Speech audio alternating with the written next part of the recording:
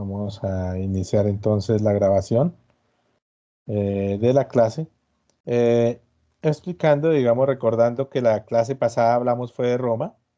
Hicimos un recuento muy general sobre Roma. Las diapositivas estuvieron muy interesantes sobre cada una de las características literarias e históricas, políticas y sociales de Roma. Hablamos de varios periodos, el periodo preclásico, el periodo clásico, ¿cierto? La época clásica que fue la época del siglo de Augusto, todas las intrigas, todo el momento en que Augusto sube al poder, toda la literatura que llega en ese momento, eh, los grandes artistas y poetas como Horacio y como Virgilio, la época posclásica, todas las intrigas y los emperadores terribles que hay en ese momento, y todo lo que va a generar, digamos, un caos en ese imperio romano, hasta que va a llegar la dinastía Antonina y va a generar, digamos, el más grande esplendor del mundo romano, con toda su arquitectura y todos sus grandes eh, emperadores que duran más o menos 100 años y que van a expandir el imperio y que van a generar toda una arquitectura y toda una economía muy interesante.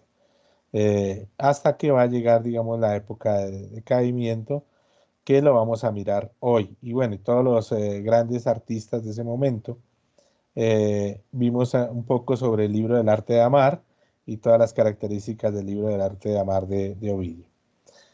Una vez que vimos esto, pues hoy vamos a hacer algo un poco diferente porque entiendo la necesidad de un cambio para adentrarnos a este concepto que se llama la Edad Media.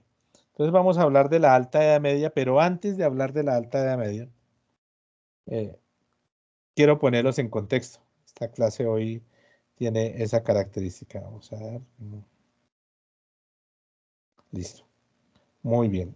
Entonces, habíamos hablado en la clase pasada, lo dejamos muy por encima, de un concepto que es el de los cristianos. Y hablamos de Nerón y las características de Nerón, cómo Nerón va a coger de chivo expiatorio a los cristianos, cómo los va a atacar, y cómo va a culparlos de la quema de Roma a los cristianos, que es una nueva nuevo grupo social, grupo religioso que viene de la figura de Cristo y cómo, digamos, los va a atacar y va a empezar a perseguirlos.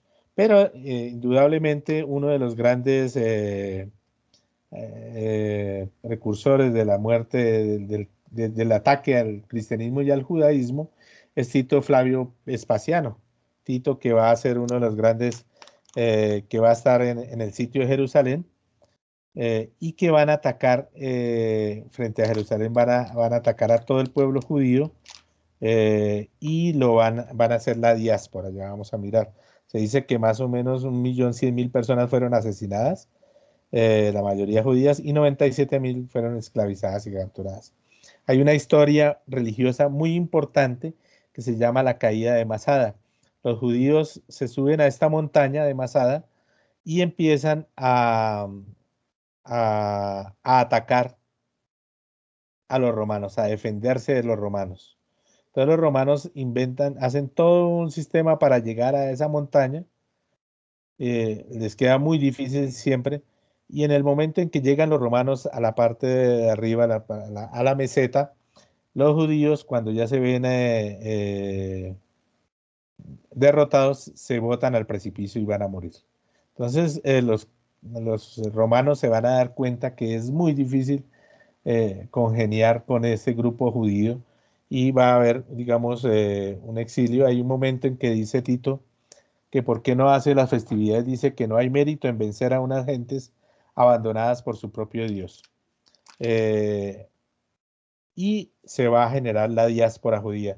En Roma hay al Arco del Triunfo que hace Tito, está esta imagen que habla de judío y está, digamos, el símbolo de judíos, este candelabro de 6 partes, de 7 partes, donde muestra, digamos, el saqueo que hacen los romanos, en la Jerusalén, cómo la destruyen y cómo lo van a llevar. Cómo se van a llevar todo un gran botín y van a destruir aparentemente ese pueblo judío. Se va a llamar la diáspora. ¿Y por qué se va a llamar la diáspora? La diáspora se va a llamar porque es una forma de sacar a los judíos de ese momento, de ese lugar, ¿sí? De Jerusalén. Se va a llamar la diáspora porque, digamos, los judíos van a tener que huir, los romanos los van a sacar de Jerusalén. Va a haber un grupo que va a llegar hacia Asia Menor, a la parte de arriba, y a Turquía, y a Grecia, una parte. El otro grupo va a llegar a Europa Central, digamos a Lyon, a Viena, pero también va a llegar como a la parte de las fronteras de los germanos en Alemania. Y el otro grupo va a llegar a España, ¿sí? Eh, los que van a llegar al sur a Europa Central se van a llamar los askenazis. Este grupo de judíos se van a llamar los askenazis y por eso, digamos, cuando Hitler ataca a los judíos y dice que son unos invasores, pues los judíos ya llevan casi 2000 años ahí, ¿no? Los judíos llevan casi 2000 años ahí después del año 70, cuando hay la diáspora de Tito. Y hay un micrófono abierto por ahí, si me pueden colaborar con ese micrófono, gracias. Y el otro grupo que va por el norte de África va a llegar, se va a llamar los sefardíes, que son los judíos españoles, ¿sí? Y los misrajíes, que son los que van a ir a Asia, hacia la parte de Asia, del Oriente Medio, y van a llegar a Turquía. Algunos ahí van a llegar también a Irán e Irak. En ese momento es el Imperio Persa. Estos grupos de los judíos askenazis, sefardíes y mizrajíes van a mantener una tradición que conlleva casi pues 2000 años. Ellos se van a centrar en una tradición muy especial y eso es lo que quiero yo hablar hoy. Para entender la Edad Media tenemos que entender de dónde viene esa Edad Media. Y esa Edad Media viene de un mundo cristiano y un mundo religioso. ¿Y cómo es posible que un mundo religioso que tenga esa fuerza vaya a derrotar al imperio romano tan poderoso como lo podemos ver y al mundo griego, ¿no? A toda la tradición y los dioses griegos? ¿Cómo es posible que suceda eso? Bueno, entonces, por una sencilla razón, es una cuestión religiosa. Y esta cuestión religiosa viene a partir de una religión monoteísta. Entonces, vamos a hablar de las religiones del libro. Las religiones del libro son tres religiones que vienen, monoteístas, que vienen a partir de un libro sagrado. Eh, el libro sagrado de los judíos se llama el Pentateuco, que es el Antiguo Testamento de los judíos. El libro sagrado de los musulmanes es el Corán, que son las suras, que ya hablaremos después, que se le dan a Mahoma. Dios le da a Mahoma. Y el Nuevo Testamento, que son los evangelios para los cristianos, y ya miraremos más de otras cosas de los evangelios, que es el Nuevo Testamento para los cristianos y que encarnan la figura de Jesucristo. Entonces, para entender todo esto, yo he propuesto como centrarme en una figura que es la figura de la Biblia. ¿Qué es la Biblia? Entonces, la Biblia es un conjunto de libros canónicos que el judaísmo y el cristianismo consideran producto de inspiración divina y un reflejo de la relación entre Dios y la humanidad. Eso es algo clave para entender un libro que va a marcar, digamos, la historia de la humanidad, ¿no? Entonces voy a tratar de explicar la Biblia a partir de- del mundo del judaísmo. Bueno, la Biblia tiene tres cosas, tres versiones. La primera versión es el Tanaj, que es el Antiguo Testamento escrito en hebreo y en arameo antiguo, escrito por los judíos. Digamos, es la versión más antigua de la Biblia, el Tanaj. Después viene la Biblia griega. Los griegos son los que van a tratar de, a partir de todas eh, las tradiciones orales, se va a crear, se va a recopilar toda esta versión de la Biblia para dar, digamos, la historia, la versión religiosa actual. Se llama la Biblia Septuaginta o Biblia de los 70, ¿sí? Que es la recopilación en griego. El griego va a coger la Biblia hebrea y la va a traducir. Entonces, esa traducción va, digamos, a contener la misma historia, pero desde el punto de vista griego, que es un idioma más asequible hacia el mundo occidental. Entonces ya, digamos, pasa de un idioma, digamos, un poco arcaico como el hebreo o el arameo a un idioma más universal como el griego.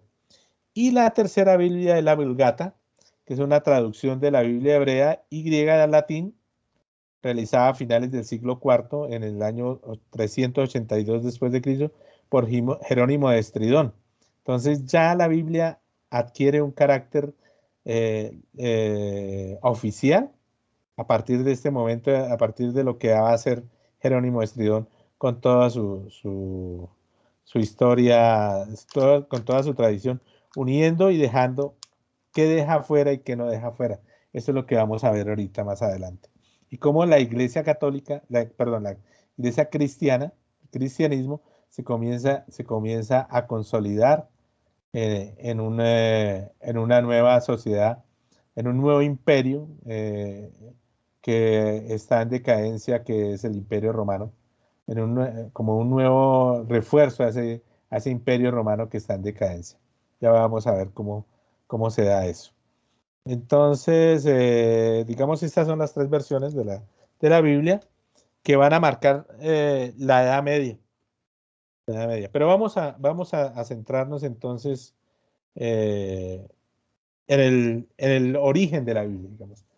El origen de la Biblia es el pueblo judío, el judaísmo. ¿Y quiénes son los judíos? Digamos, los judíos son un pueblo del Oriente Medio, ¿cierto? Que tiene una historia, su historia del pueblo judío, a partir de un libro sagrado que se llama el Pentateuco.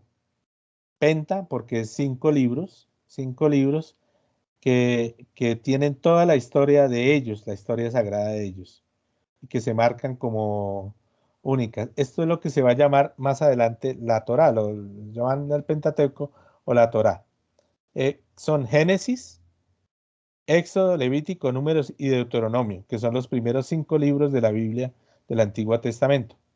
Bereshit, Shemot, Vayikra y Bemidbad y Devarim. Listo. La Torá, que significa la ley, o sea, la traducción literal de la Torá es la ley, es el Antiguo Testamento de los judíos. Pentateuco son los 5 rollos de los judíos del Antiguo Testamento. Según la tradición escrita hebrea, fue escrito por Moisés. Moisés es quien escribe la Torá, la ley para el pueblo judío, y quien recibió la revelación directamente de Dios en el monte de Sinaí. Entonces es Moisés quien va a escribir estos 5 libros de la Torá. Entonces, eh, vamos a empezar a recordar. Yo no soy muy conocedor de la ley, pero sí cuando hice la primera comunión algo me explicaron.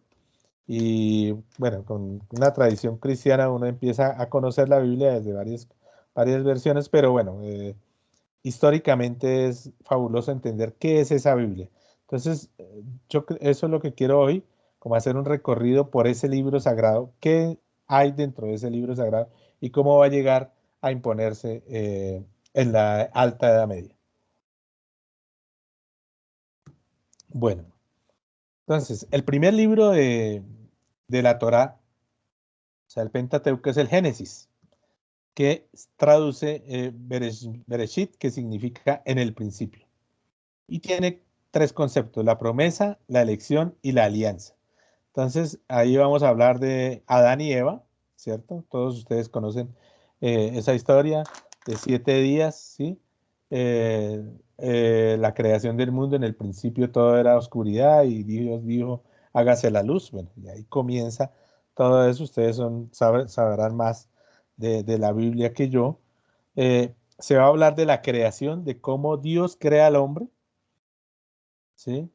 Eh, y a través del barro lo crea y va a crear una mujer y la mujer la va a crear a través de la costilla de Adán, ¿cierto? Listo. Y es el momento cumbre, digamos, inicio del mundo, cuando se crea. Esa génesis, perdón, ese génesis está compuesto por varias partes. Primero la creación, después el pecado original. Entonces, el pecado original va a ser el momento en que Eva va a seducir a Adán con la manzana, la serpiente va a decirle a Eva que le dé la manzana a Adán, y Adán va a pecar, porque era el fruto prohibido, no se podía coger, pecó, y entonces Satanás va a tentar a Adán y Eva y van a ser expulsados del paraíso terrenal. Ojo, paraíso terrenal. Vamos a escuchar eso porque más adelante vamos a hablar del paraíso terrenal. Eh, Luego entonces va a llegar la historia, no lo coloqué acá, pero bueno, más adelante ustedes ya saben la historia de Caín y Abel, de cómo la envidia entre los dos hermanos porque Dios prefería uno al otro, va a asesinar a Caín y Abel. A Abel con una quijada de un asno, creo, eh, y va a matar, va a haber el pecado, digamos, el pecado del asesinato, ¿sí? Entre los dos hermanos. Estos descendientes van a generar un personaje que se va a llamar Noé y se va a hablar de otro concepto que se llama el diluvio universal.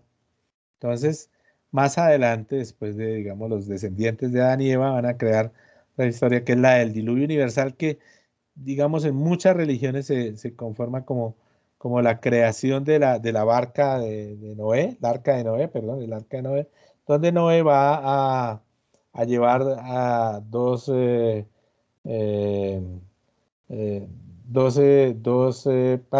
seres, digamos, dos animales de la misma especie, y entonces van a ir en esa arca donde se van a sobrevivir durante 40 días y 40 noches.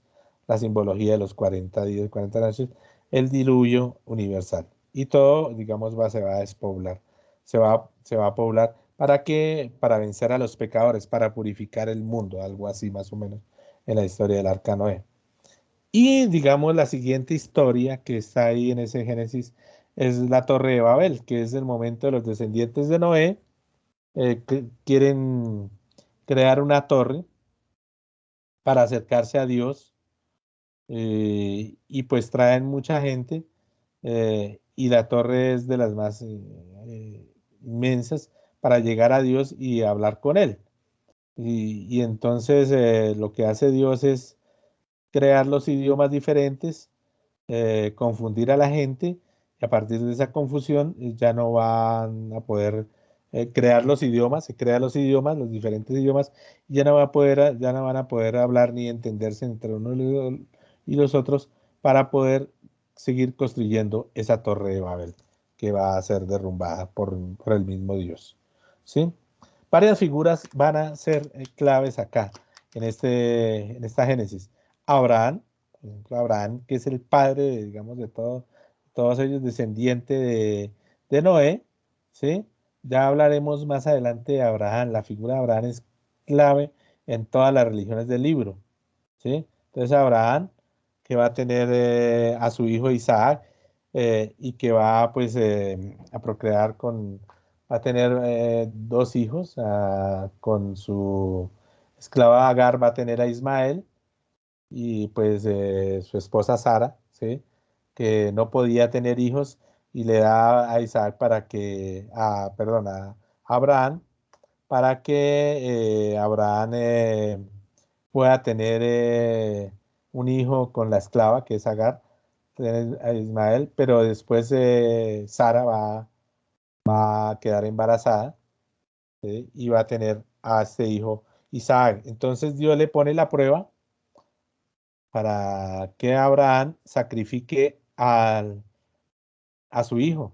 Y esto va a ser clave dentro del concepto religioso, porque esto va a llevar al cambio, digamos, de concepción religiosa de sacrificio, porque Dios dice, bueno, tiene que sacrificar a su hijo, Isaac, el único hijo.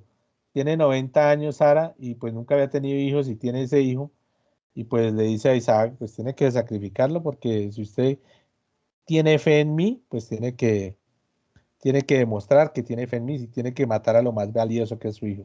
En el momento en que Abraham va a subir a sacrificar a Isaac, el ángel, un ángel enviado por Dios, impide que Abraham sacrifique a su hijo, Isaac, y le da un cordero. Entonces es el cordero de Dios.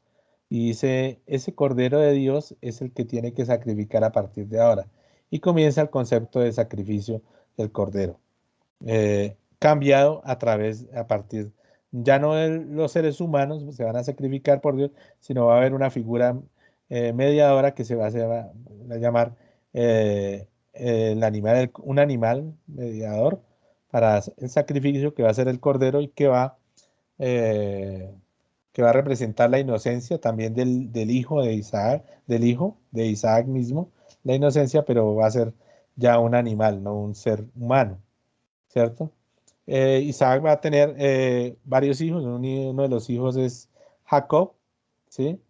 Eh, que va a ser renombrado Jacob como Israel. Jacob se va a llamar, Dios lo va a llamar después Israel, a Jacob. Y hay una historia muy, muy interesante porque Jacob, a uno de sus hijos, Saúl, creo, no me acuerdo cuál es, lo considera como primogénito.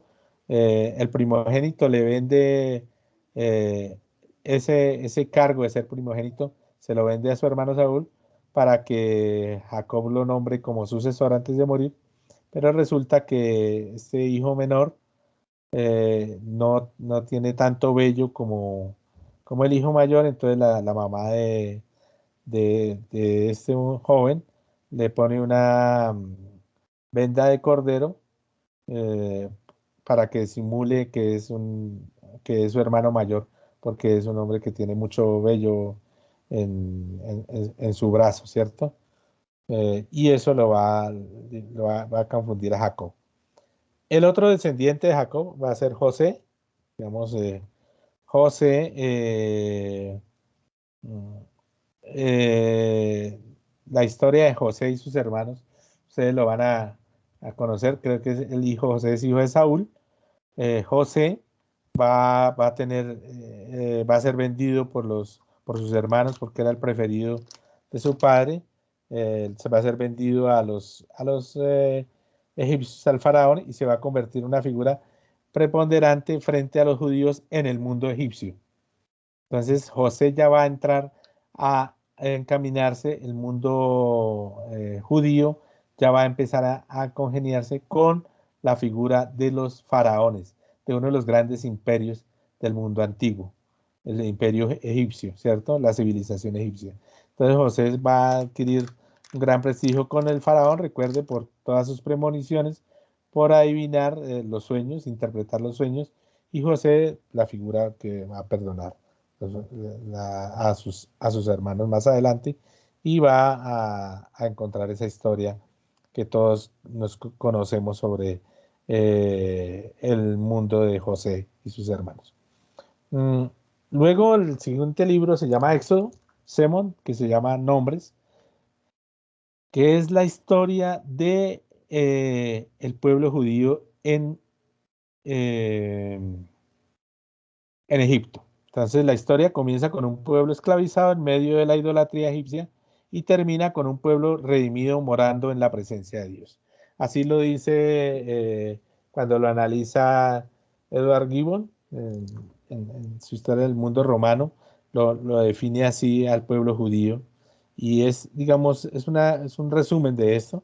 Ustedes ya conocen, el Éxodo mantiene viva la memoria del pueblo hebreo. Es muy interesante Éxodo porque va a hablar, digamos, toda la historia del pueblo judío huyendo y conformándose como el pueblo elegido de Dios.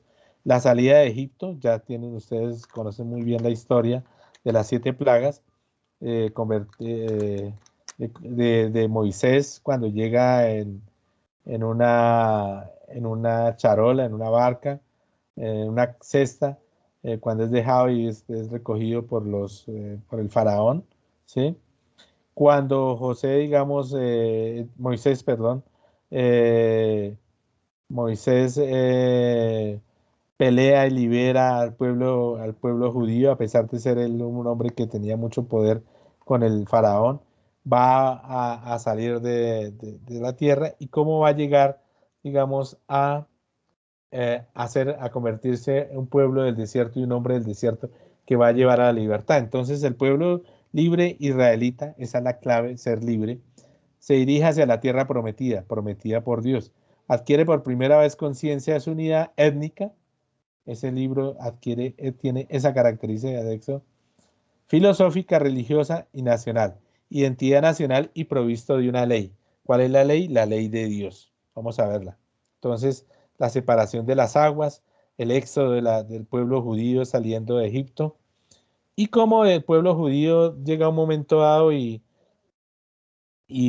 se descree de todo lo que le ha dicho su Dios, porque Moisés, digamos, se va al monte Sinaí a recibir las palabras de Dios, pero no ha regresado y el pueblo judío empieza a adorar otros dioses.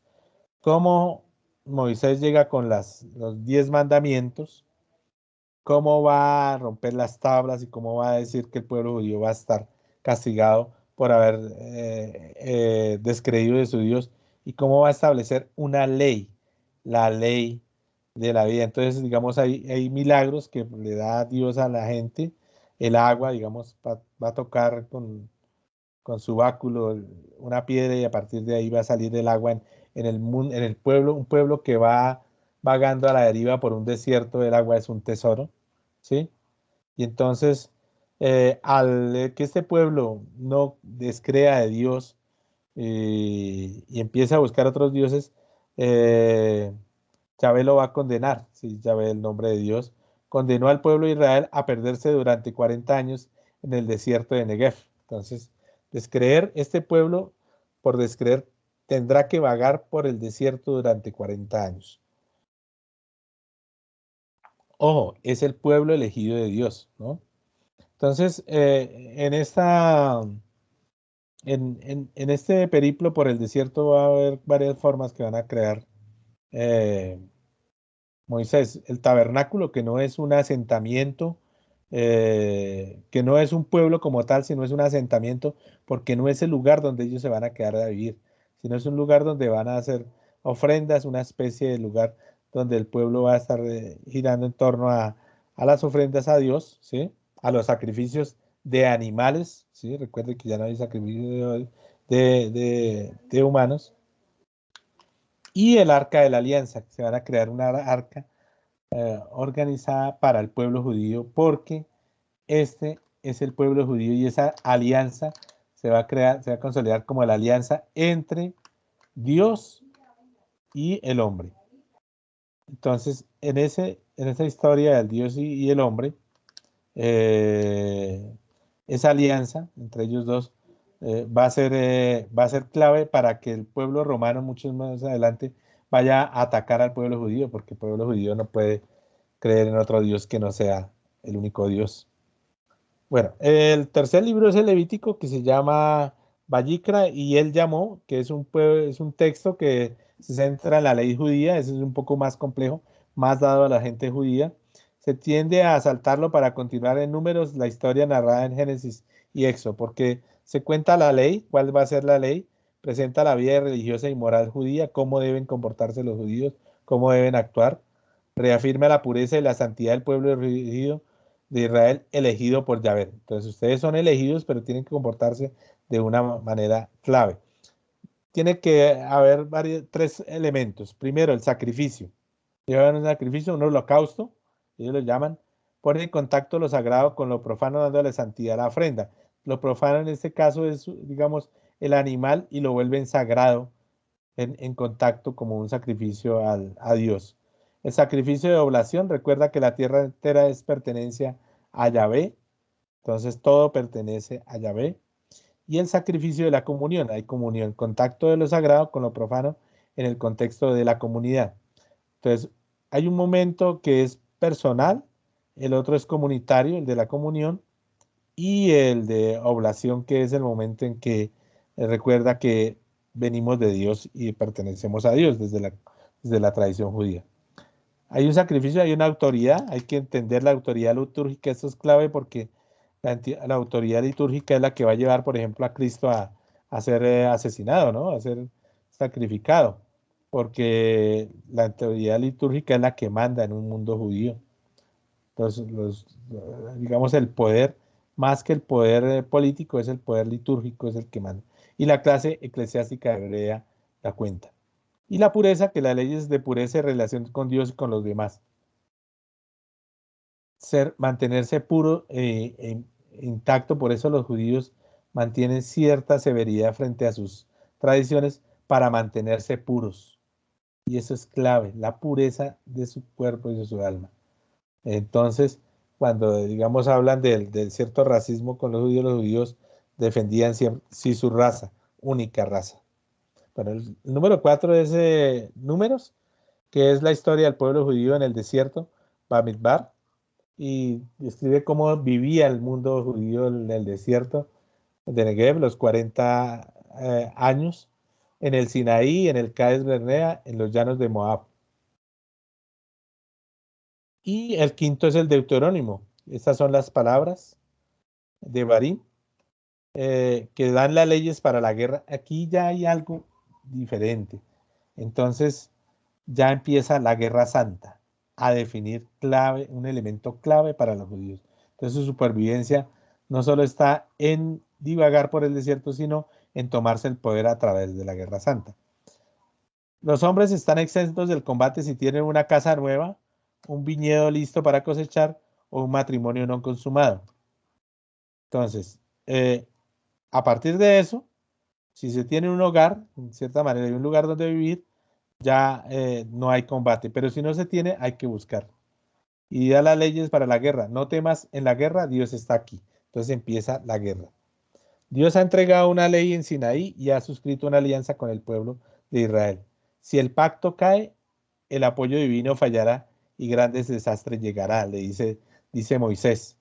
Entonces, ojo, los judíos no deben ni por un segundo caerse en ese pacto con Dios. Y por eso es tan difícil, digamos, los judíos se vuelven tan ortodoxos, tan cerrados para sobrevivir, que no puede haber ningún pacto con nadie más. Y digamos, la última parte es el discurso de despedida de Moisés. Recuerde que Moisés no llega a la tierra prometida porque él también descreyó, entonces fue condenado. Y la política de Dios no es negociable. Así que la última misión de Moisés es advertir a los hebreos que cumplan este pacto cuando él ya no esté. Si no se cumple, se va a caer. Listo, esto sería el libro de del Pentateuco. A partir de ahí, la Biblia se encamina a una cosa diferente. Los libros históricos que están ubicados a partir del Pentateuco, que son los 16 libros. Entonces, ahí ya hablamos del libro de Josué, cómo narra la entrada de los israelitas a la tierra prometida bajo el liderazgo de Josué. Entonces, ya después de eso, a partir del Arco de la Alianza, van a dar vuelta alrededor de, de las murallas de una ciudad, no me acuerdo cuál ciudad, y la van a destruir, ¿sí? Josué. El libro de Jueces presenta a los jueces o libertadores que salvaron al pueblo de la esclavitud y después gobernaron. El libro de Ruth, entonces ya empiezan a haber figuras históricas que van a representar la figura de la mujer como tal. Ruth ingresa a su propia virtud a la religión judía, demuestra que hay bondad y fidelidad a Dios en Israel, revela la providencia divina en piedad de Noemí y la bondad de Ruth. Ruth es se casa con un hijo de Noemí, queda viuda y ella empieza, por su pureza, pues empieza no importa el tipo de raza, el pueblo judío está acogiendo a todo el mundo, siempre y cuando haya un pacto con Dios totalmente. Dios no hay excepción de razas, Él toma bajo su ala la protección a los extranjeros que confían en Él. Demuestra de qué manera David descendió de una mujer cuya fe no su raza, fue la que lo salvó. Entonces Ruth va a ser la, la abuela de David, del pueblo de David. Entonces recuerden, creo que sí, va a ser la abuela de David, de donde va a descender David, que va a ser el gran rey del mundo judío. Entonces, digamos, toda la característica de Ruth dentro de la religión es eso. Ella no pertenece a la religión judía y sin embargo su fe la va a poder consolidar dentro del mundo judío. El libro de Samuel, primer libro de Samuel, cuenta historias sobre el profeta Samuel y del reinado del rey Saúl. Incluye la guerra de los israelitas contra los filisteos y la gran hazaña del pastor David al derrotar al gigante Goliat. David y Goliat. Entonces, el primer libro de Samuel. El segundo libro de Samuel va el periodo desde el establecimiento de una monarquía formal hasta el fin del gobierno de David. Entonces, aquí va a llegar el gran profeta David, el rey David. Incluye un periodo de guerra civil, el traslado del arca de la alianza a Jerusalén. Ellos ya van a estar en Jerusalén. Y el relato del pecado de David. ¿Cuál fue el pecado de David? Ustedes lo sabrán, ¿no? Yo no lo recuerdo. El libro primero de los reyes, que narra la historia de los reyes, de los reinos de Judá e Israel. Entonces aquí va a haber una separación de dos reinos, Judá e Israel, y que estos reinos van a ser claves en la consolidación de un estado, haciendo énfasis en el reinado del rey Salomón. Y el rey Salomón, ustedes van a entender que es uno de los reinados más importantes. Recuerden la historia del rey Salomón cuando va a dividir a los dos, al hijo, porque un hijo es muerto y el otro está vivo, entonces la madre, hay dos mujeres peleándose el derecho a ese hijo vivo, y entonces al final el rey David dice que como cada una persona requiere el hijo, pues hay que partirlo por la mitad para darle una mitad a una y a la otra. Entonces la verdadera madre dice que no, que su hijo, que se lo da a la otra, porque prefiere perder a su hijo. Y entonces el rey David se da cuenta que una es la verdadera madre, porque la verdadera madre no sacrificaría a su hijo, ¿cierto? Prefiere perderlo, pero que sobreviva. Termina con el profeta Elías, que un profeta que va a vivir en el desierto y que va a ir a promulgar la palabra de Dios, ¿sí? El segundo libro de Reyes, entonces, va a hablar de la historia de los reinos de Judá, desde la muerte de Salomón hasta la caída de Jerusalén. Y el rey Salomón va a construir, va a levantar un gran templo, pero en este momento eh, van a llegar los persas y van a invadir a Jerusalén. Recuerden Ciro el Grande, ¿sí? Hay otro personaje acá, mm, que fueron los que pelearon con los griegos, ¿sí? Recuerden las Termópilas, ¿sí? Ese ejército de 500.000 hombres que venían el imperio persa, pues va a llegar a Jerusalén y lo va a destruir, ¿no? Y estos hombres van a llevar a todos los judíos, los van a llevar a un cautiverio en Babilonia. Se va a llamar la diáspora judía. Entonces esa diáspora va a ser clave. Ya ahorita vamos a hablar de eso, de la diáspora, porque en este momento, pues los judíos se van a perder, son 12 tribus. Aquí vamos a hablar el primer libro de las crónicas y es unificar al pueblo de Dios, el rey Saúl, rastrear las raíces del rey David y las 12 tribus y enseñar que la verdadera adoración debe ser el centro de la vida nacional e individual. Entonces, esas 12 tribus se van a distribuir a través del mundo. Eh, se, solo se conocen dos tribus, la de, que van a volver a Jerusalén y a Israel, perdón, y a Judá, ¿sí? A Jerusalén y Judá, perdón. Estas dos tribus, las otras 10 están perdidas y por eso se habla de muchas veces que esas tribus llegaron a África, la reina de Saba y otro tipo de figuras que son las que van a definir el pueblo judío y por eso a veces uno encuentra, ellos encontraron una tradición judía milenaria en este país africano, en Kenia, sí, creo que es Kenia, y allá en Kenia había judíos, entonces ellos dicen que hace parte de estas 12 tribus que se perdieron en la diáspora que generó este momento la invasión persa. Eh, el segundo libro de las crónicas habla entonces del gran decreto de Ciro el Grande, que pone en libertad a los hebreos luego del cautiverio de Babilonia. Todos los hebreos los llevan a Babilonia y después los liberan y regresan. Pero de las 12 tribus solo regresan dos. Entonces ahí va a empezar, como digamos, la mitología del mundo judío.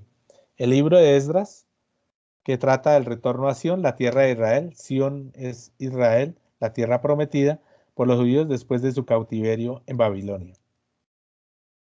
El libro de Nehemías, que relata la reconstrucción. Entonces, Nehemías va a ser uno de los grandes reconstructores del templo de Jerusalén, después del exilio de babilónico. Cuando regresan, van a crear el nuevo templo de Jerusalén, que había sido destruido por los persas. Hay otro libro, el libro de Tobías, que es el concepto de matrimonio para los judíos, la presencia de Dios en las relaciones familiares expresadas en el acompañamiento del arcángel Rafael. Y los ángeles buenos y malos. Va a haber, Tobías se va a enfrentar a ángeles buenos y malos que lo van a llevar a pensar en el pecado y no pensar.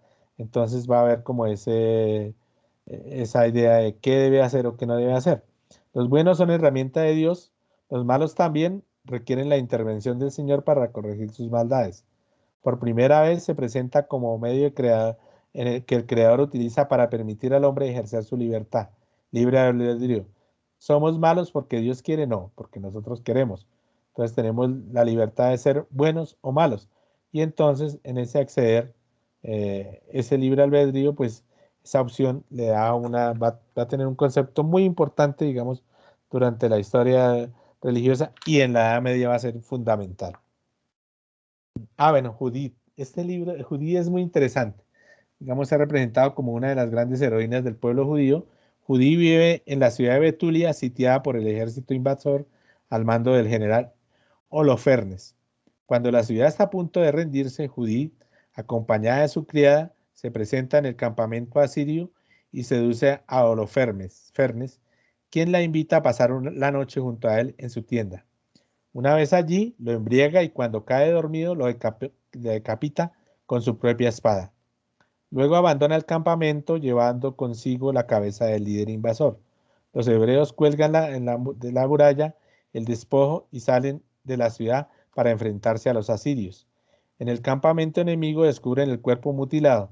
Esto provoca el temor en el ejército que huye a la desbandada y es derrotado por los israelitas. Entonces, Judí es interesante, se ha pintado muy bien la historia de esta mujer seducida y que lleva a, a matar a su enemigo. El libro de Esther, entonces Esther ya es otra historia, la hermosa doncella judía que siendo huérfana e hija adoptiva de su primo Mardoqueo se convirtió en reina de Persia cuando se casó con el rey Asuero. Entonces, recuerden que los persas habían invadido y era un gran imperio que habían invadido a los israelitas. Después hay cierta tregua y aquí en este momento ya Esther, que siendo judía, ya se convierte en reina de Persia. Entonces ya los judíos adquieren otro poder. Libro primero de los Macabeos narra el interno por helenizar, ojo, los helenos, helenizar trae la cultura griega en el pueblo judío.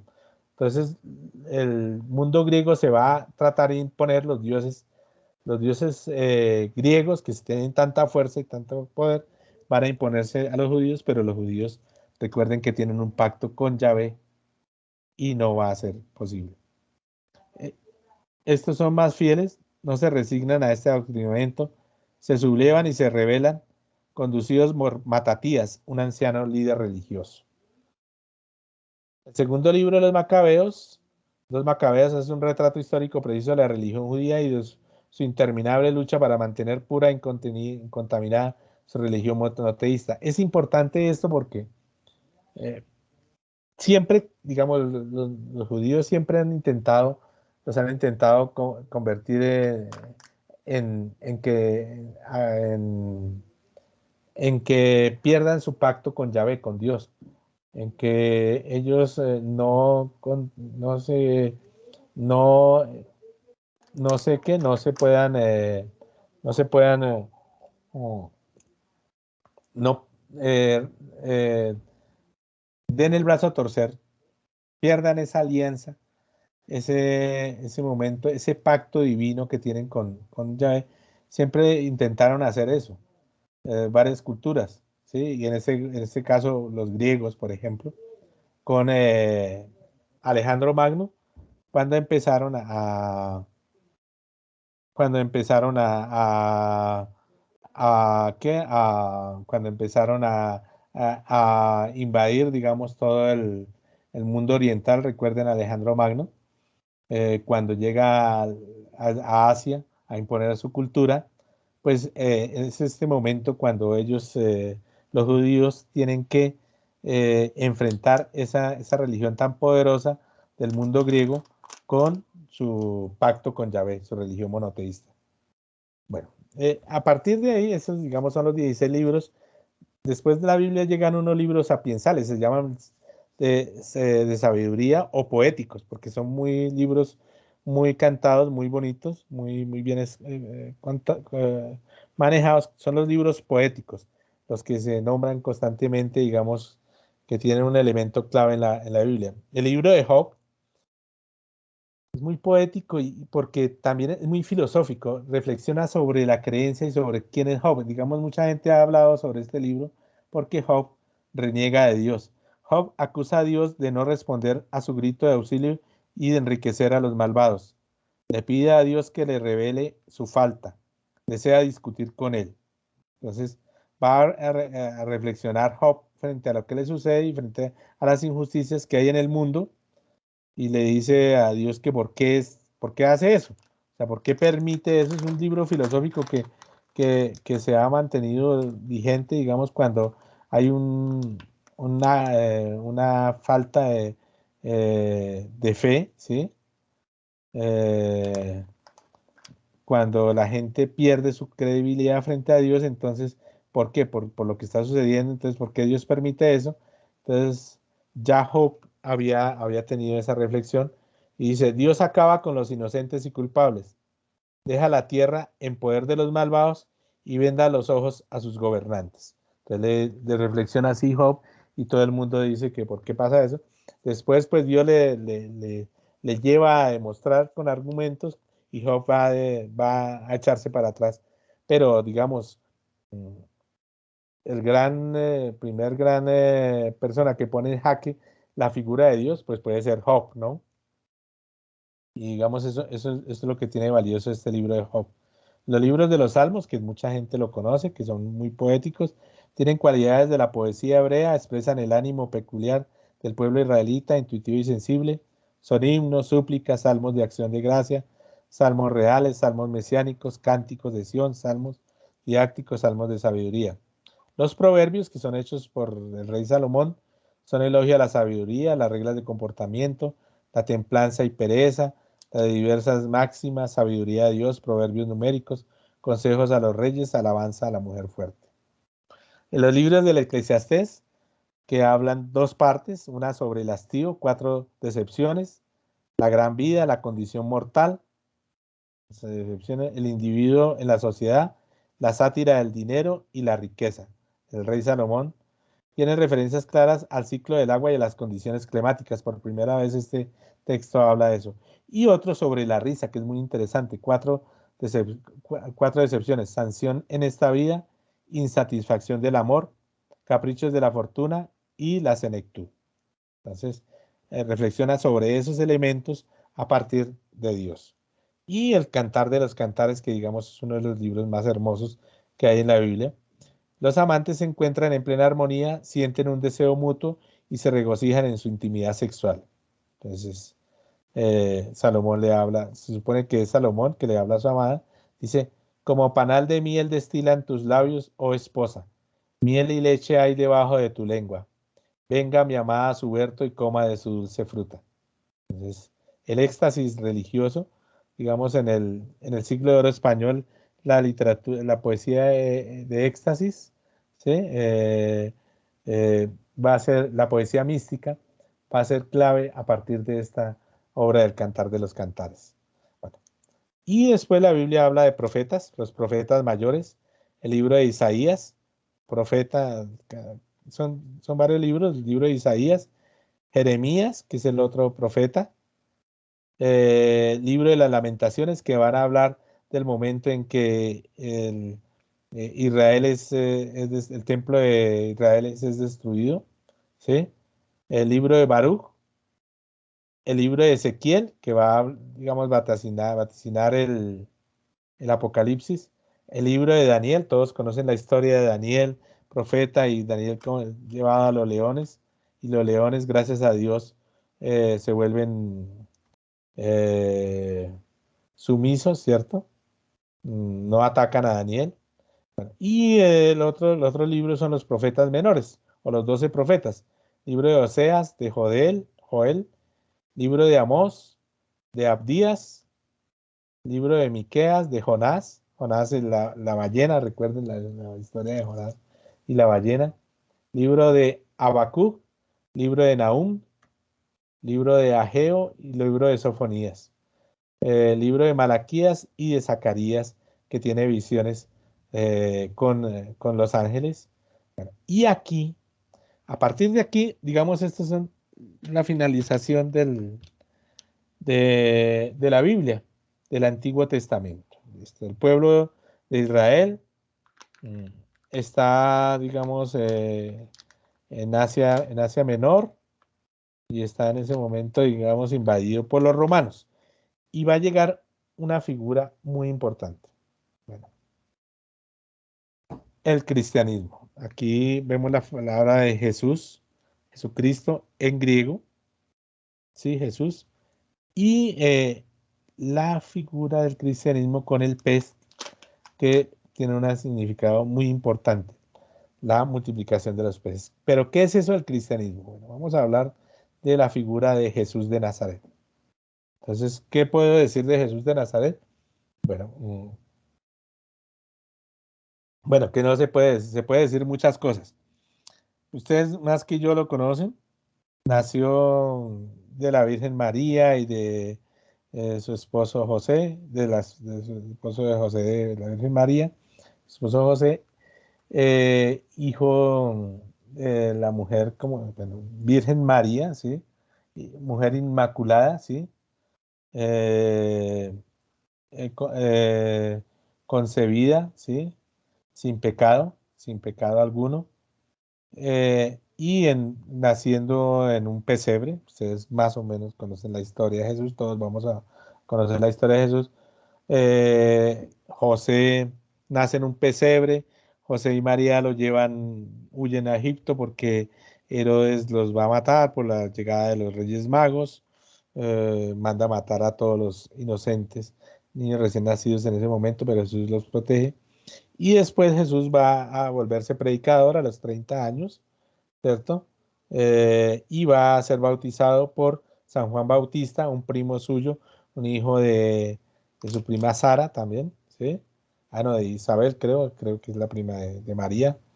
Eh, y entonces, bueno, toda la historia que sucede en Jesús, que se vuelve un profeta, un predicador, que abundaban en ese momento, digamos en el año 1, porque a partir de él es el que comienza la figura del nuevo calendario eh,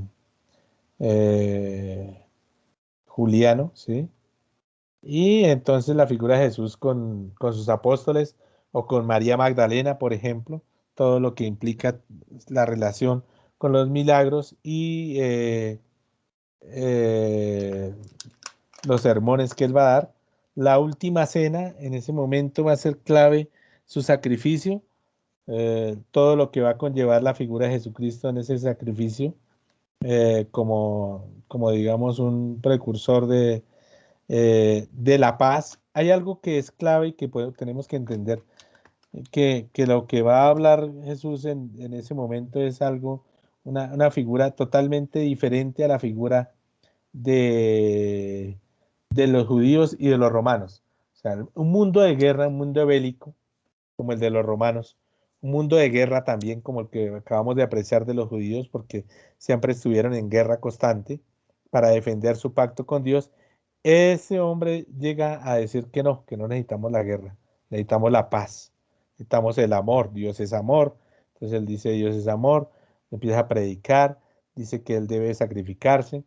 La figura de María Magdalena, entonces hay que perdonar a todos, todos tenemos nuestra redención, y él va a empezar a hablar del sacrificio y de la humildad. Entonces recuerden que el lavatorio de pies a todos sus apóstoles, como el más humilde, ¿sí? Entonces no importa a todos los que estén ahí, él le va a lavar los pies, entonces siempre será concepto de humildad. Va a ser castigado, crucificado, ¿sí?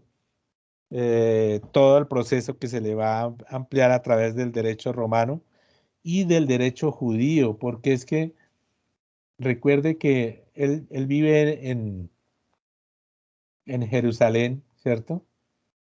Y allá, pues, los que mandan son los doctores de la ley y la Torá, ¿cierto? El, el clérigo judío son los que mandan. Entonces los romanos, como son en cierta manera tolerantes y no se quieren meter en ese problema, pues le dan la pelota a los sacerdotes judíos. Por eso Pilatos, que es el gobernante romano, se va a lavar las manos. Y van a sacrificar, van a crucificar a Jesucristo. Entonces Jesucristo comienza el sacrificio, va a decir sus 7 palabras, su, eh,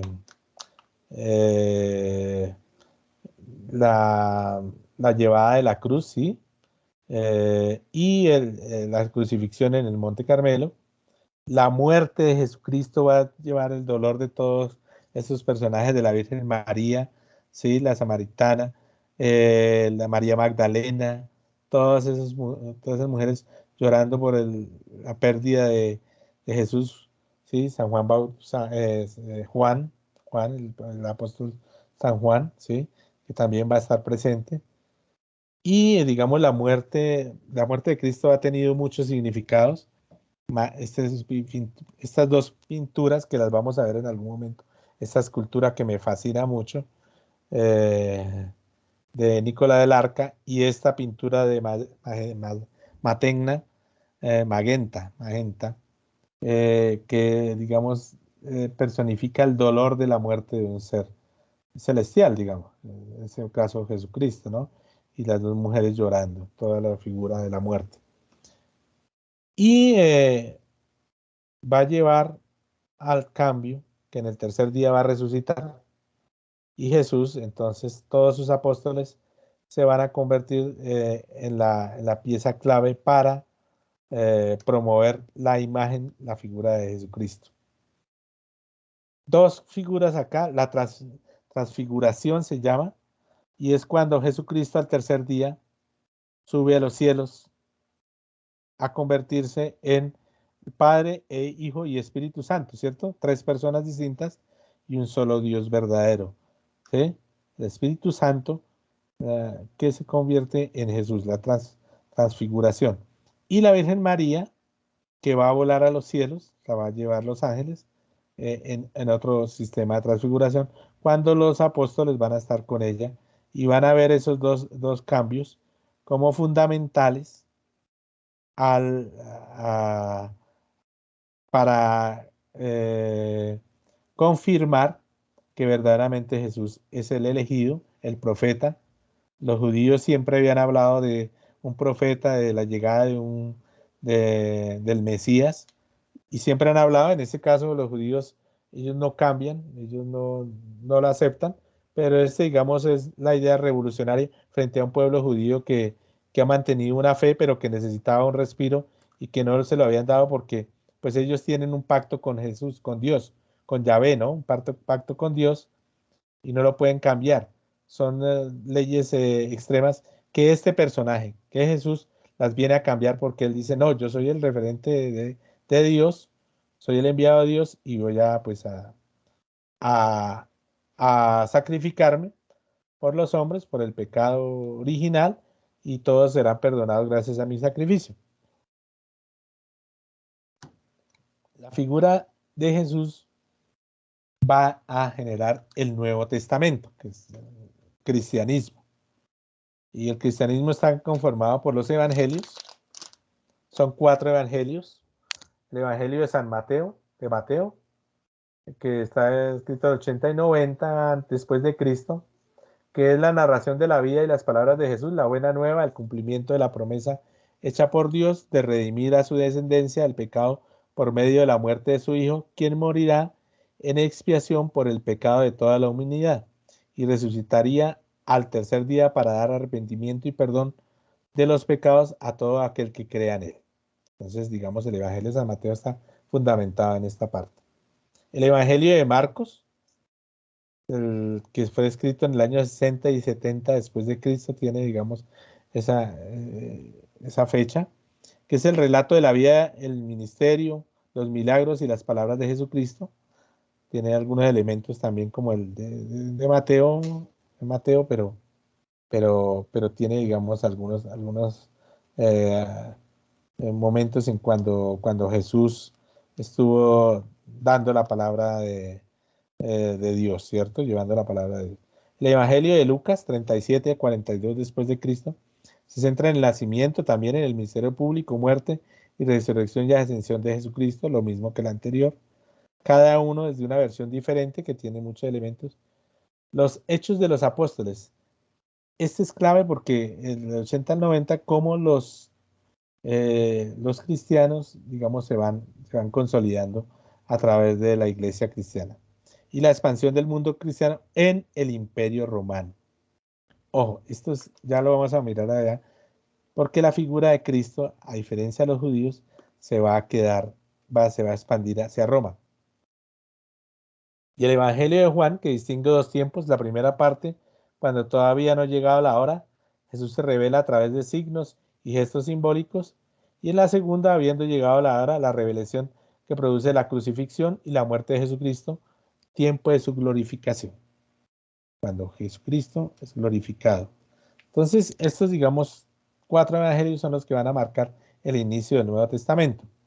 Hay evangelios canónicos, entonces aquí encontramos una cantidad de evangelios como el de Mateo, de Marco, de Juan, Lucas, Juan, Hechos de los Apóstoles, Epístola a los Romanos, Primera Epístola a los Corintios, Primera y Segunda Epístola de Gálatas, a los Efesios, a los Filipenses, a los Colosenses, Epístola a los Tesalonicenses, Epístola a Timoteo, a Tito. Ojo, a Tito, recuerden el emperador Tito, que fue el que atacó a los judíos.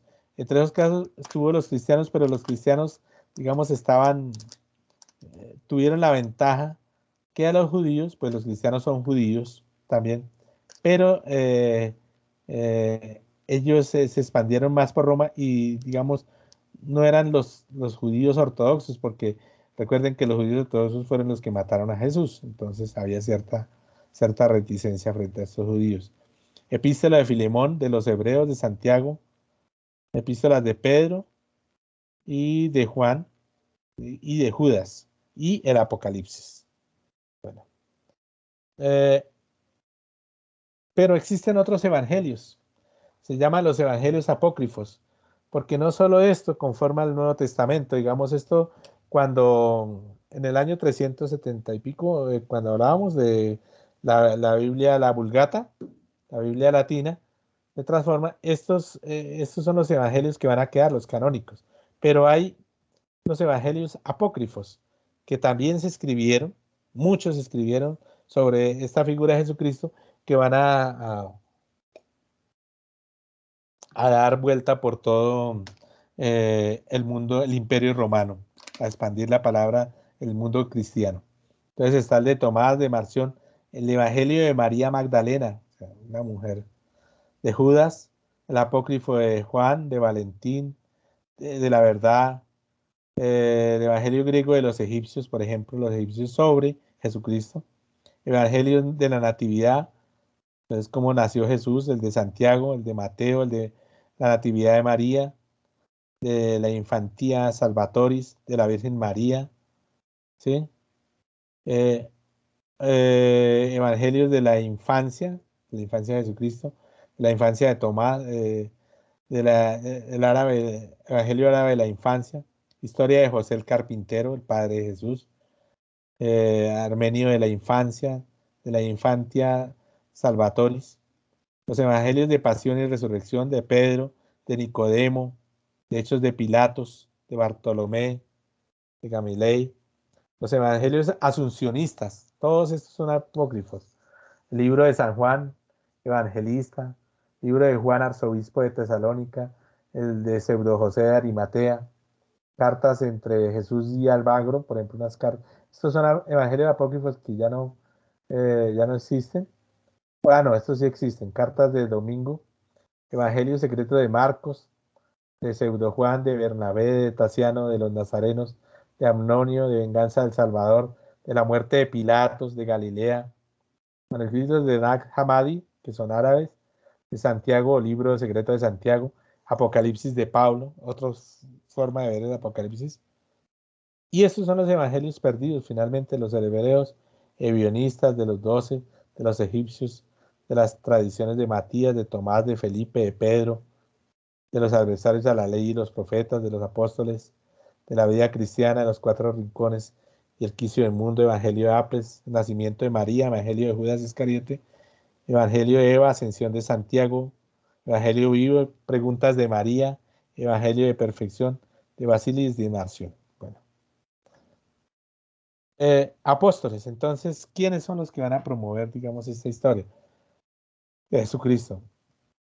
Simón Pedro, Jesucristo le dice, tú eres Pedro y sobre esta piedra edificaré mi iglesia y el poder de la muerte no prevalecerá contra ella. Yo te daré las llaves del reino de los cielos, todos los que lo que ates en la tierra quedará atado en el cielo y todo lo que desates en la tierra quedará desatado en el cielo. Entonces va a ser el primer gran obispo de Roma, digamos, y va a ser sacrificado por Nerón. Nerón va a matar, por eso pues se va a considerar a Nerón como el anticristo, digo, sí, Nerón, como el anticristo, ¿no?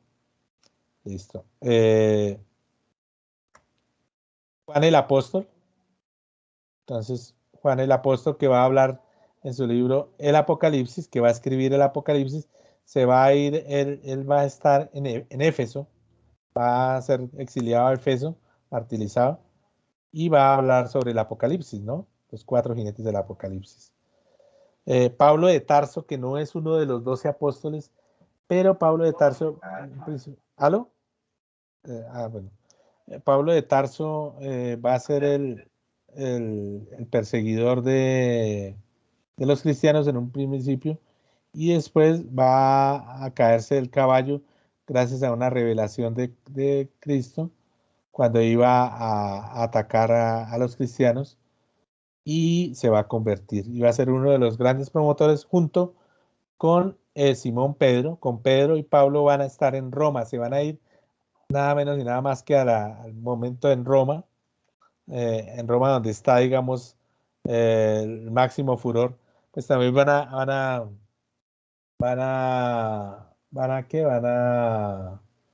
Eh, van a hacer, se van a ir a la capital del Imperio Romano, del Gran Imperio Romano, y van a ser sacrificados por Nerón, pero van a promover, digamos, la figura de de Jesucristo.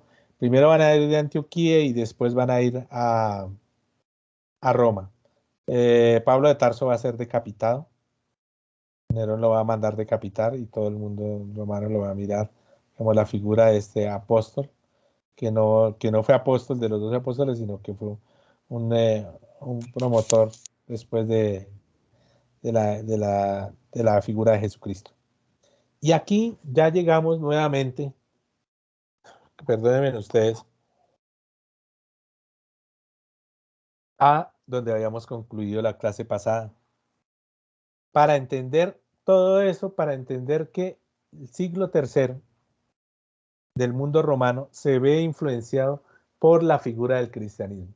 Entonces, yo hice eso, traté de hacer lo anterior, todo este mundo cristiano, todo este resumen de la Biblia, porque para mí creo que es importante entender de dónde viene ese pueblo judío y de dónde viene la fe cristiana que va a marcar la Edad Media.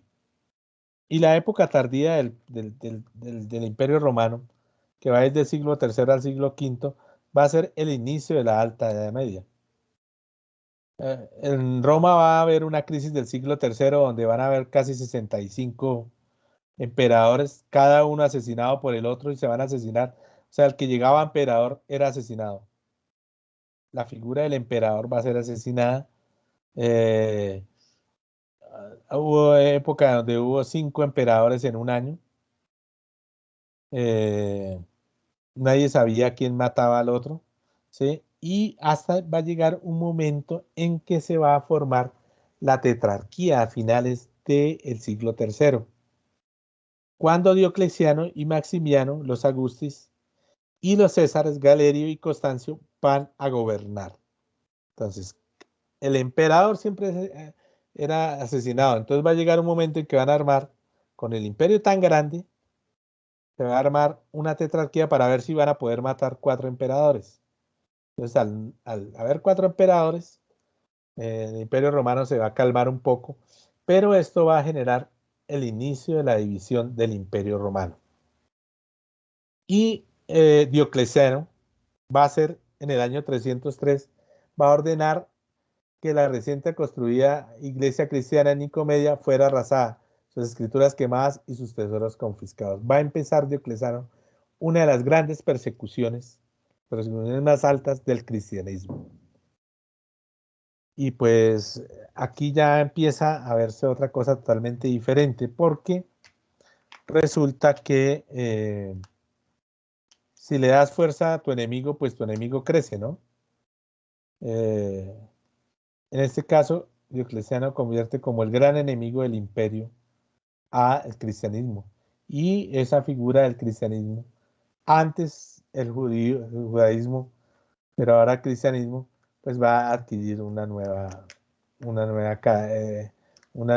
nuevo estatus frente al imperio romano. Los judíos, recuerda que ya no están. Los judíos como tal,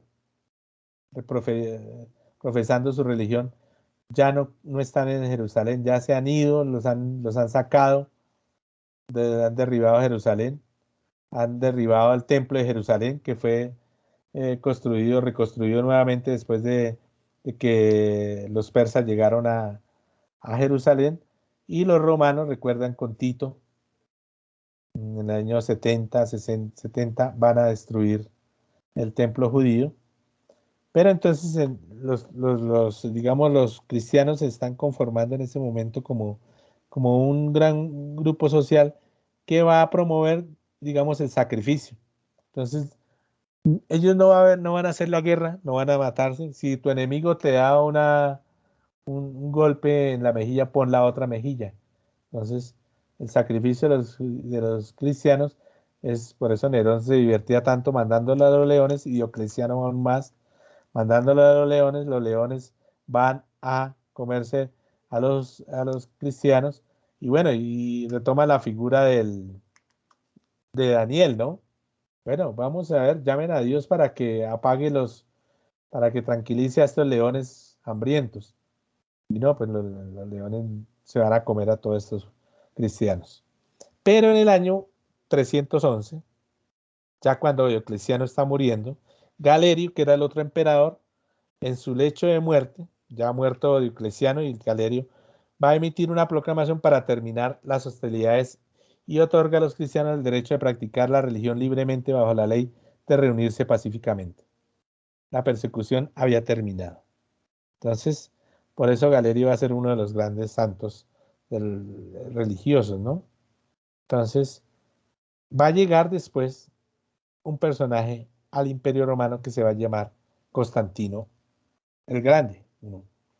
Que va a refundar la ciudad de Bizancio, actual Estambul, llamándola Nueva Roma o Constantinopla.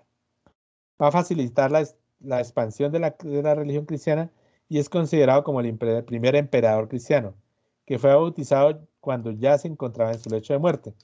Digamos, la madre de Constantino, si era cristiana, no hablamos de catolicismo porque eso se habla en la Edad Media. Aquí en este momento es de cristianismo. porque el cristianismo es el que va a creer en Cristo, ¿cierto? El catolicismo es el que va a defender el derecho de Roma como constitución de la iglesia, ¿cierto?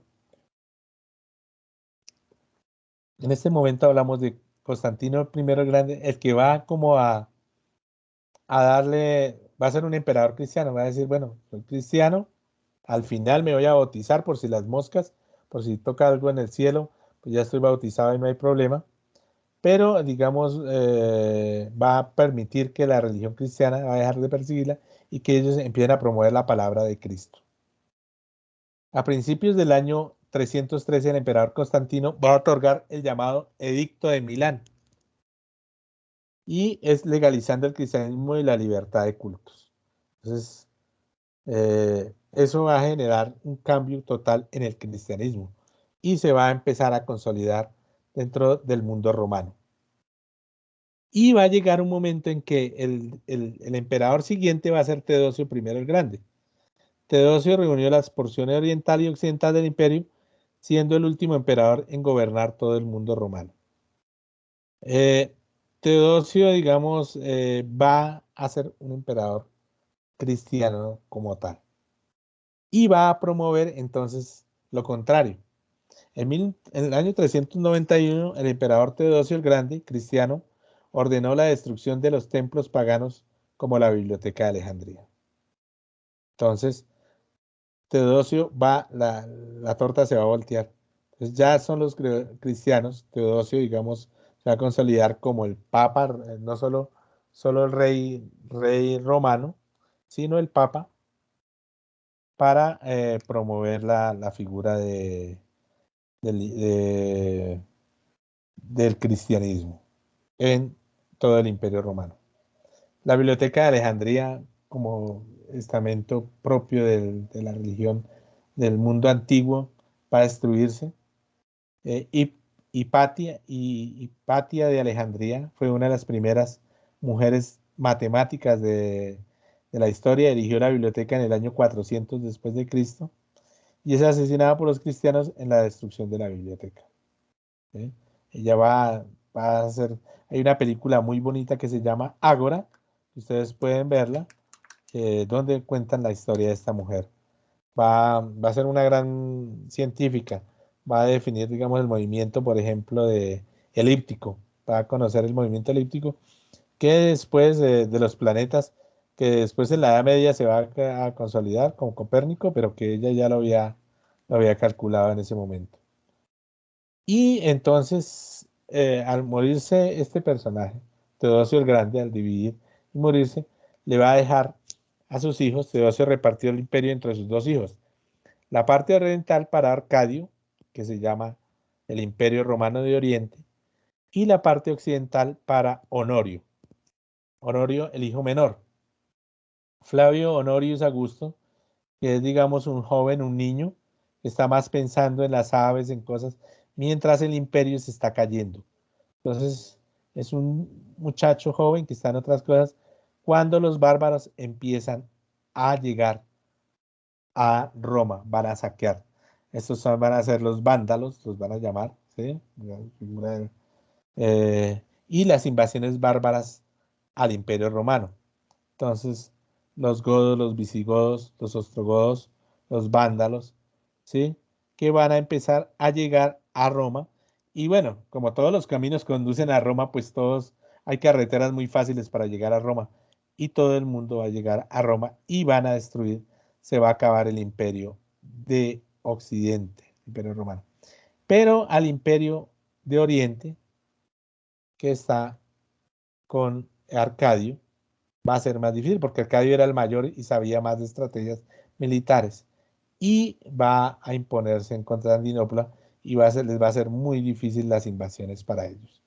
Eh, los hunos, los visigodos y los godos, esas invasiones no las voy a tratar en esta ni en la siguiente clase porque tienen una característica muy especial y las vamos a ver en el mundo de las hadas. Ya lo veremos por qué. Flavio Arcadio, digamos, en el mundo del Imperio Romano, va a gobernar como va a ser considerado como el primer emperador bizantino y después se va a consolidar con Teodosio II, su hijo, y el Imperio Bizantino va a coger fuerza. Tanto así que va a sobrevivir desde el año 395 hasta el año 1453, cuando el Imperio Bizantino va a caer a través de los turcos. Sobrevivió durante toda la Edad Media y al comienzo del Renacimiento. Y, digamos, su máxima expansión es en este momento, va a llegar, incluso va a volver a Italia y se va a imponer allá nuevamente, desde el punto de Constantinopla. En la época más importante, la época de Justiniano, se propuso restaurar las fronteras del antiguo imperio, que es este. Justiniano en el siglo VII va a reconstruir todo el imperio romano antiguo y va a construir la Basílica de Santa Sofía, que es una de las basílicas más hermosas que existen en el mundo, que es esta que después con la invasión de los turcos, cuando llegaron los turcos, se va a convertir eh, eh, en un sitio de culto para los musulmanes, ¿sí? Pero entonces, este, digamos, va a ser el mundo del cristianismo. El cristianismo se va a ir propagando poco a poco. Va a llegar un momento, que lo vamos a ver en la siguiente clase, en que el cristianismo se va a dividir en, en cristianos y ortodoxos, ¿no? Y el imperio bizantino precisamente va a acoger esa religión cristiana como ortodoxa para ellos, ¿sí?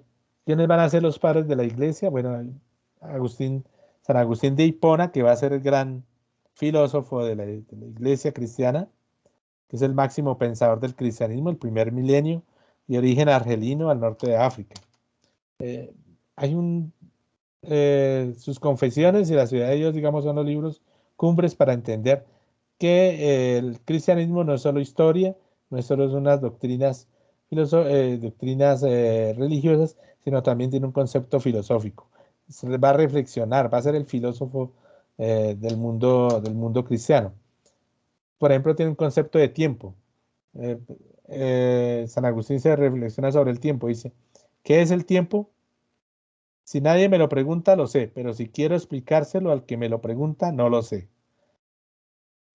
Podemos entender qué es el tiempo, pero no podemos explicarlo tan fácilmente. Él dice, habla de pretérito y futuro, pretérito pasado, o sea, pretérito y futuro, pasado y futuro. ¿Cómo puede ser si el pretérito ya no es él y el futuro todavía no es? Y cuanto al presente, si fuese siempre presente, no pasase a ser pretérito, ya no sería tiempo, sino eternidad. O sea, el presente es Dios y dice, el tiempo no existe, porque en el momento en que decimos el tiempo, ya es pasado. Y como no lo hemos dicho, es presente, es futuro. Entonces, el tiempo no existe, por lo tanto, para San Agustín. Ambrosio de Milán, que fue el primer cristiano en conseguir que reconociera el poder de la iglesia por encima de los estados y desterró a los paganos de la vida política romana. Ya lo vimos con Teodosio, primero, sí, el Ambrosio de Milán, entonces va a ser un promotor de la iglesia, se va a hacer amigo de Teodosio y va a acabar con los templos paganos del mundo romano. Jerónimo de Estridón, que lo habíamos hablado, que es el que tradujo la Biblia del griego y del hebreo al latín por encargo del Papa Dámaso I, ¿sí? La Vulgata. Y Gregorio Magno, que va a ser uno de los grandes promotores de la doctrina religiosa, va a desarrollar la imagen del purgatorio, pues hasta el siglo VII reinaba la creencia que los difuntos estaban reducidos a una situación de sombras, refrigerium, y permanecían en un lugar de tránsito en la espera del juicio final y definitivo. Gregorio presentó otra concepción, que después de la muerte el difunto enfrentaría un primer juicio particular a partir del cual podría resultar temporalmente relegado al purgatorio para expiar sus faltas como por forma de purificación. Recuerden, los cantos gregorianos viene de la figura de Gregorio Magno. Entonces, él va, digamos, a ser otro de los cuatro padres de la iglesia que va a consolidar la imagen de la iglesia. Y entonces se va a empezar a hablar de la idea de el infierno, el purgatorio y el cielo, ¿sí? Y a partir de ahí vamos a llegar a la lectura que teníamos de hoy, que se llama La Divina Comedia. Ustedes me perdonarán si me he extendido, pero creo que era importante entender cómo esta Divina Comedia de Dante Alighieri se conforma en estos tres elementos para entender, digamos, una cuestión religiosa que va a marcar la historia del mundo occidental. Entonces, la Divina Comedia es una obra escrita hacia 1350, 1360, no miento, 1304 a 1323. Eh, Va a ser escrita por Dante Alighieri, ¿sí? Uno de los grandes personajes que va a ser perseguido por su ciudad natal, Florencia, ¿sí? Digamos, en ese momento, en la Edad Media, hay una pelea entre ciudades que lo vamos a ver la semana entrante, y va a ser desterrado por su figura y va a ser condenado por los papas, y él, a través de su literatura, va a crear la historia de la Divina Comedia y va a consolidar, digamos, el concepto religioso de, hacia dónde vamos, hacia dónde nos vamos, si pecamos, si nos portamos bien o mal en este mundo, hacia dónde vamos a ir.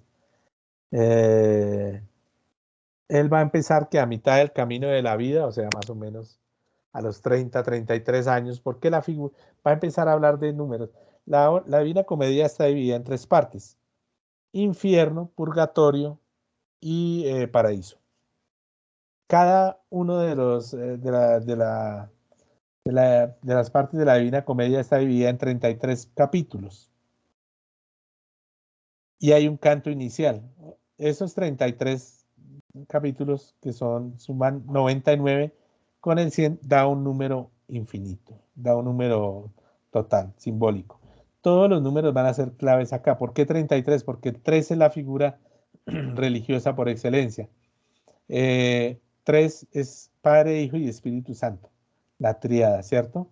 Y 33 se va a conformar como el número clave. Los 9 significa pureza, ¿sí? O perfección o estados claves. Y 7 también por los 7 pecados capitales. Ya los vamos a ver. Entonces, ¿cómo va a estar conformada la parte de la Divina Comedia? La primera parte es infierno. ¿Mm? Tiene 9 círculos. En el primer círculo están los no bautizados. Segundo círculo, el infierno, la lujuria. Tercero, la gula. Cuarto círculo, el infierno, avaricia y prodigalidad. Quinto círculo, ira y pereza. Séptimo círculo, el infierno, violencia. Octavo círculo, el fraude. Y noveno círculo, la traición. Él coloca en el círculo más profundo la traición, que es una cosa clave, porque él en realidad había sido traicionado, ¿no? Es una forma de vengarse de sus enemigos. A partir de esto, lo que les quiero colocar a ustedes en este momento con lo de la comedia es una serie de imágenes de las ilustraciones que hace Gustavo Doré de la Divina Comedia. Y entonces, esto es clave. Quiero que, digamos, disfrutemos de estas imágenes poco a poco. Son grandes ilustraciones, me gustan mucho, y traté de colocarlas en un orden como estaban con cada uno de los cantos. Canto primero, canto segundo. Entonces, digamos, Dante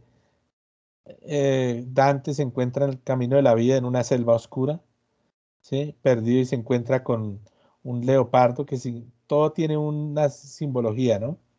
La ira, el leopardo, ¿cierto? El león, la soberbia, y finalmente es perseguido por la loba. Es una loba que es la que significa ira, soberbia y lujuria, la loba, ¿sí?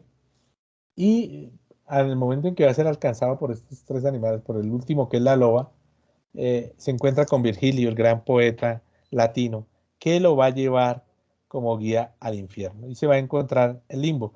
Por última vez ve las estrellas del cielo, ¿sí? Y va a entrar al infierno, pero entonces en ese momento baja Beatriz, que va a ser su gran amada, ¿sí? Que está en el cielo, y le va a indicar que tiene que atravesar el infierno para llegar al cielo, que allá lo espera, que ella no lo puede llevar porque ella no puede entrar al infierno, ¿cierto? Y se va para los cielos, que Virgilio es el que lo va a guiar allá.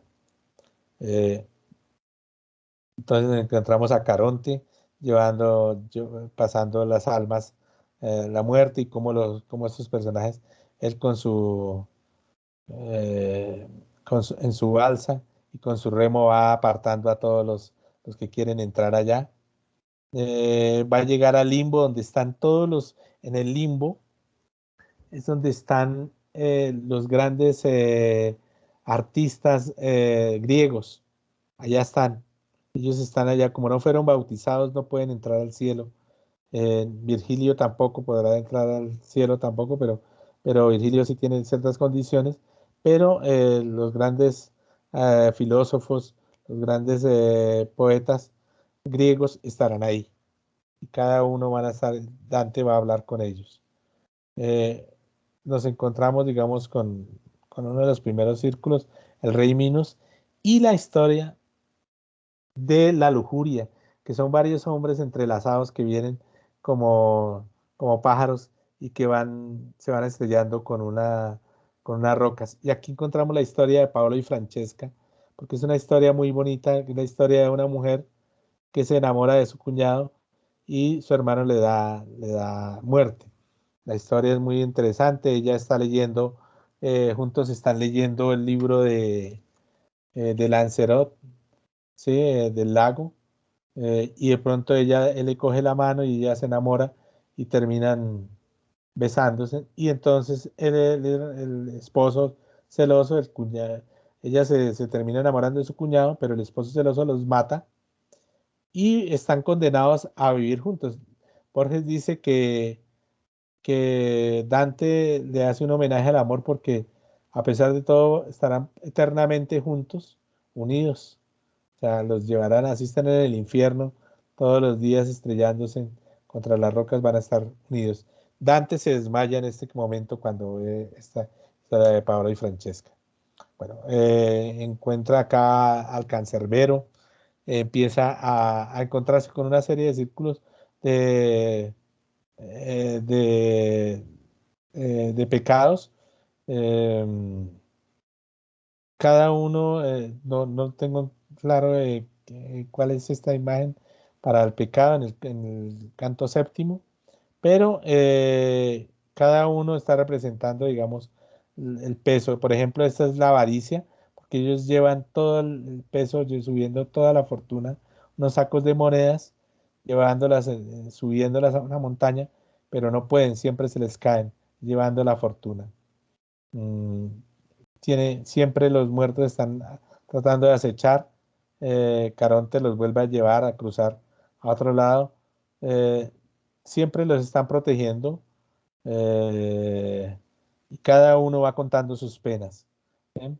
En un momento dado, ellos se ven atacados y baja el arcángel, un arcángel San Gabriel creo que es, y les abre la puerta para entrar al siguiente círculo. Aquí se encuentran con varios personajes, Farinata de Cavalcante, creo que es uno de los personajes que están dentro de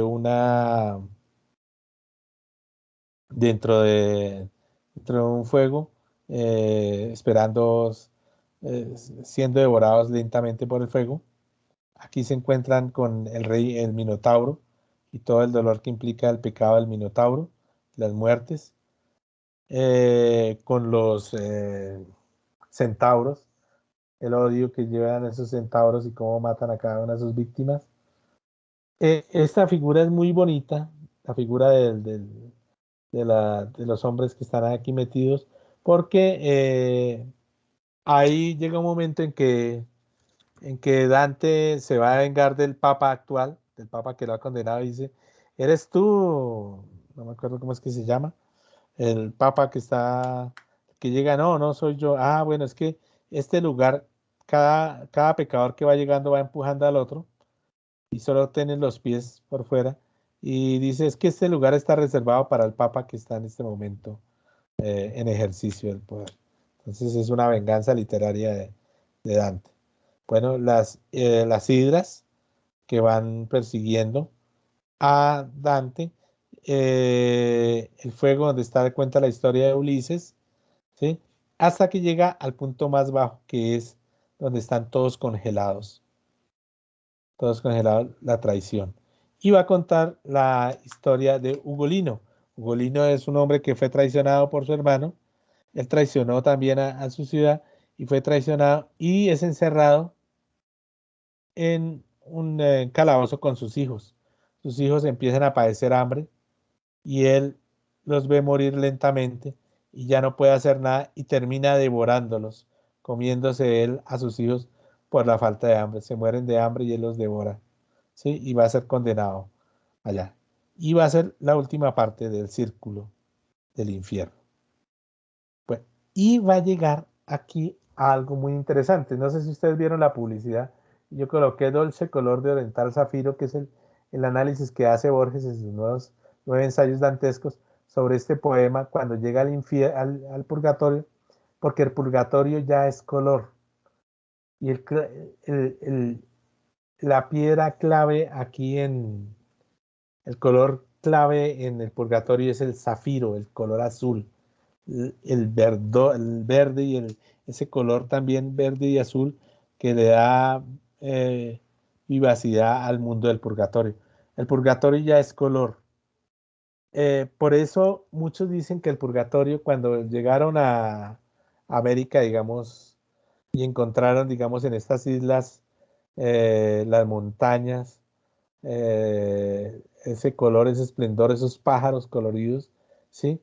Colón decía que era el purgatorio, que había llegado al purgatorio, que ese era el purgatorio que hablaba Dante en sus libros porque estaba muy colorido. En el purgatorio hay siete escalas, eh, siete gradas que hablan de los siete pecados capitales. Entonces está un antepurgatorio y está la soberbia, la envidia, la ira, la pereza, la avaricia, la gula y la lujuria en el paraíso y hasta llegar al paraíso terrenal. Recuerde, paraíso terrenal donde estuvo Adán y Eva y fueron expulsados. Entonces ya comienza a verse más colorido, mayor naturaleza, mucho más imagen viva. Entonces el purgatorio, digamos, es el lugar más vivo donde van a estar, digamos, el antepurgatorio, donde van a estar los ángeles para llevar a cada uno de los que llegan al purgatorio. ¿Sí? Eh, Montañas rocosas, naturaleza para ir subiendo cada uno de los escalones y donde encuentran, digamos, en un primer lugar encuentran la soberbia, la envidia, la ira. Bueno, ahí ustedes me irán ayudando. Sí, a cada uno de los personajes, la soberbia, la ira, ¿sí? Y cuentan la historia de cada uno de estos personajes que van apareciendo. Eh, la imagen de la serpiente, que es clave acá. Eh, eh, cada una de esas ilustraciones que van llevando a uno de los personajes mitológicos que representan cada uno de los siete pecados capitales. ¿Eh? La guerra, entonces, cada uno de las historias que van representando esos personajes que llevan la ira, por ejemplo, eh, con el peso de la ira, convertidos en mujer araña y todo lo que se van haciendo, van muriendo, eh, están inmersos en cada uno de los lugares ahí bajo una túnica, ¿sí? Este es otro de los pecados, no recuerdo cuál pecado es este. eh, Siempre aporreados, uno de otros filósofos que se encuentran acá en ese momento, pero no me acuerdo quién. Mm, Posiciones en el purgatorio, los que están boca abajo. Eh, Esto es, creo que la soberbia, no me acuerdo cuál es. Lo que sí sé es que estos hombres famélicos que comen y comen y comen son la gula siempre. Y aquí entonces Dante coloca uno de los personajes históricos hasta llegar a el paraíso perdido, al paraíso terrenal, ¿sí? Y en el paraíso terrenal, pues va a llegar Beatriz con su carruaje para llevarlo al cielo. Y ahí Beatriz, digamos, va a llevar a Dante, pero va a dejar a Virgilio y le va a decir que él, como no ha sido bautizado, no podrá entrar al cielo. Y entonces al paraíso. Y en el paraíso entonces hay esferas que cada una tiene una simbología. La luna, los espíritus que quebrantaron el voto de castidad. Mercurio, espíritus activos y benéficos. Venus, espíritus amantes. El Sol, doctores de filosofía y teología. Marte, la quinta esfera que son los mártires. Sexta esfera que es Júpiter, gobernantes justos. Séptima esfera que es Saturno, espíritus contemplativos. Octava esfera que es las estrellas, espíritus triunfantes. Novena esfera cristalino, jerarquías angélicas. Y el empíreo, donde están los dioses, los ángeles y los beatos. Pues aquí cada uno, las figuras. Y sin embargo, pues Doré ilustra muy bien cada una de estas imágenes. Eh, la luz siempre va a ser luz, los ángeles, llevando la figura de Cristo, cada uno de los fieles, y bueno, y los representantes filósofos acá, de la iglesia, los padres de la iglesia van a estar acá,